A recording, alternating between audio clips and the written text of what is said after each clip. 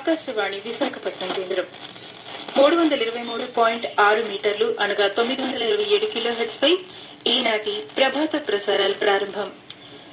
శాలివాహన శక సంవత్సరం 1947 ఆషాఢ మాసం 12వ రోజు, క్రీస్తు శకం 2025వ సంవత్సరం జూలై నెల 1వ తేదీ మంగళవారం.